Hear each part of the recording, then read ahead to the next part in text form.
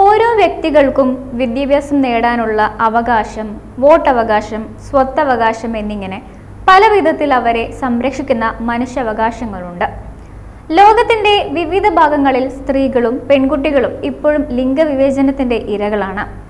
എന്നാൽ ലോക ബാങ്കിന്റെ സമീപകാല റിപ്പോർട്ട് ആയ വുമൺ ബിസിനസ് നിയമം 2023 അനുസരിച്ച് ആഗോളതലത്തിൽ ചില രാജ്യങ്ങൾ സ്ത്രീകൾക്ക് സമഗ്രമായ നിയമപരിരക്ഷ നൽകുന്നുണ്ട്. 14 രാജ്യങ്ങൾ മാത്രമാണ് ഈ പരിരക്ഷ നൽകുന്നത്. സ്ത്രീകൾക്ക് തുല്യ അവകാശങ്ങൾ നൽകുന്ന ചില രാജ്യങ്ങൾ നമ്മുടെ ലോകത്തുണ്ട്. ബെൽജിയം, ഫ്രാൻസ്, സ്വീഡൻ തുടങ്ങിയവ ഇവയിൽ ഉൾപ്പെടുന്നു. ബെൽജിയം സ്ത്രീകൾക്ക് തുല്യ അവകാശങ്ങൾ നൽകുന്നതിൽ ബെൽജിയമാണ് മുൻപന്തിയിൽ നിൽക്കുന്ന ഒരേയൊരു രാജ്യം. വോട്ടവകാശം മുതൽ തുല്യ തൊഴിലവസരങ്ങൾ വരെ രാജ്യം സ്ത്രീകൾക്ക് നൽകുന്ന തുല്യ അവകാശങ്ങളിൽ ഉൾപ്പെടുന്നുണ്ട്. അടുത്തത് ഫ്രാൻസ് ആണ്. സമഗ്രമായ വോട്ടവകാശവും സ്ത്രീകൾക്ക് തുല്യ തൊഴിലവസരങ്ങളും ഉൾപ്പെടെയുള്ള ശക്തമായ ലിംഗസമത്വ നടപടികൾക്ക് ഫ്രാൻസും അംഗീകാരം നേടിയിട്ടുണ്ട്.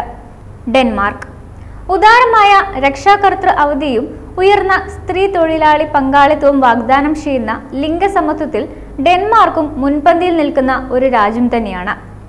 അടുത്തത് ലാത്വിയ. സ്ത്രീകൾ രാഷ്ട്രീയത്തിൽ ഗണ്യമായ മുന്നേറ്റം നടത്തുന്ന ഒരു രാജ്യമാണ് ലാത്വിയ. യൂറോപ്യൻ യൂണിയനിലെ പാർലമെന്റിൽ ഏറ്റവും ഉയർന്ന ശതമാനം സ്ത്രീകൾ അംഗങ്ങളായുള്ള രാജ്യം കൂടിയാണ് ലാത്വിയ. ലക്സംബർഗ് ജുഡീഷ്യറി, കോർപ്പറേറ്റ് മേഖലകൾ ഉൾപ്പെടെ ഉയർന്ന തലത്തിലുള്ള സ്ഥാനങ്ങളിൽ സ്ത്രീകൾക്ക് ഗണ്യമായ പ്രാതിനിധ്യമുള്ള ഒരു രാജ്യമാണ് ലക്സംബർഗ്. അടുത്തത് സ്വീഡനാണ്.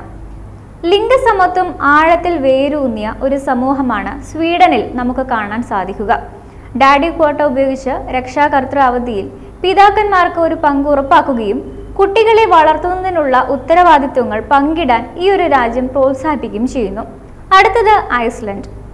വിക്ടീസ് ഫിൻബോഗ്ഡോട്ടർ എന്ന വനിതാ പ്രസിഡന്റിനെ തിരഞ്ഞെടുത്ത ലോകത്തിലെ ആദ്യത്തെ രാജ്യമാണ് ഐസ്ലൻഡ്. സമൂഹത്തിന്റെ എല്ലാ മേഖലകളിലും സ്ത്രീകളുടെ പങ്കാളിത്തം പ്രോത്സാഹിപ്പിക്കുന്നതിലും ഈ ഒരു രാജ്യം മുൻപന്തിയിൽ തന്നെയാണുള്ളത്.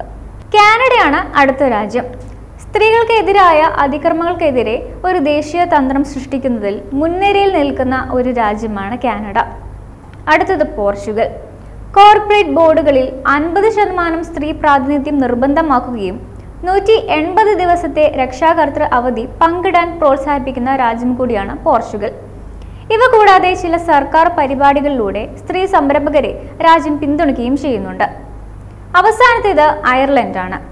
26 ആഴ്ച വരെ അവധി നൽകുന്ന പാരന്റൽ ലീവ് ആക്ടിലൂടെയാണ് അയർലൻഡിൽ ലിംഗസമത്വത്തെ പിന്തുണയ്ക്കുന്നത്. വാർത്തകൾ വേഗത്തിലറിയാൻ ഞങ്ങളുടെ യൂട്യൂബ് ചാനൽ സബ്സ്ക്രൈബ് ചെയ്യൂ.